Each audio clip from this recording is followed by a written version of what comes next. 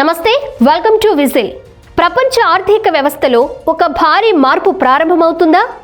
దశాబ్దాలుగా ప్రపంచాన్ని ఏలుతున్న అమెరికన్ డాలర్కు ఇప్పుడు ప్రత్యామ్నాయం వస్తుందా? అది కూడా చైనా యువాన్ రూపంలో. హర్ముజ్ జలసంధి కేంద్రంగా ఒక కొత్త కరెన్సీ యుద్ధం మొదలైందా?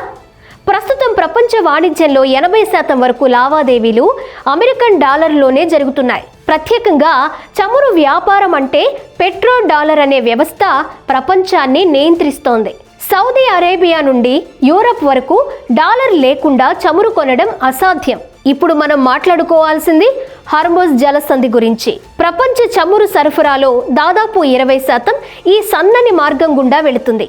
ఇది మధ్యప్రాచ్య దేశాలకు మాత్రమే కాదు, ప్రపంచ ఆర్థిక వ్యవస్థకు జీవనాడి లాంటిది. ఇక్కడే చైనా తన గేమ్ స్టార్ట్ చేసింది. చైనా ప్రపంచంలోనే అతిపెద్ద చమురు దిగుమతి దేశం.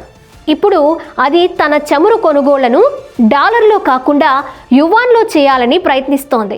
ఇరాన్, రష్యా వంటి దేశాలతో ఇప్పటికే యువాన్ ట్రేడ్ పెరిగింది. ఇది కేవలం ట్రేడ్ కాదు, ఇది డాలర్ ఆధిపత్యానికి ప్రత్యక్ష సవాలు. ఒక దేశం కరెన్సీ బలంగా ఉంటే ఆ దేశం ప్రపంచాన్ని ప్రభావితం చేయగలదు. అమెరికా ఈ శక్తిని డాలర్ ద్వారా దశాబ్దాలుగా వినియోగిస్తోంది. కానీ ఇప్పుడు చైనా అదే స్థాయికి రావాలని చూస్తోంది. ఇది సాధారణ ఆర్థిక పోటీ కాదు, ఇది గ్లోబల్ పవర్ కోసం జరుగుతున్న యుద్ధం. డాలర్ బలహీనపడితే అమెరికా ఆర్థిక వ్యవస్థకు పెద్ద దెబ్బ. యువాన్ బలహీనపడితే చైనా ప్రభావం ప్రపంచవ్యాప్తంగా పెరుగుతుంది.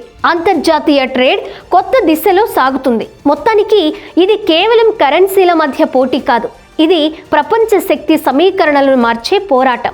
హర్ముజ్ జలసంధి ఇప్పుడు కేవలం చమురు మార్గం కాదు, ఇది భవిష్యత్తు ఆర్థిక యుద్ధానికి కేంద్ర బిందువుగా మారుతోంది. డాలర్ సామ్రాజ్యం కొనసాగుతుందా, లేక యువాన్ కొత్త ప్రపంచ కరెన్సీగా అవతరిస్తుందా? ఈ ప్రశ్నలకు సమాధానం వచ్చే కొద్ది రోజుల్లో తెలుస్తుంది.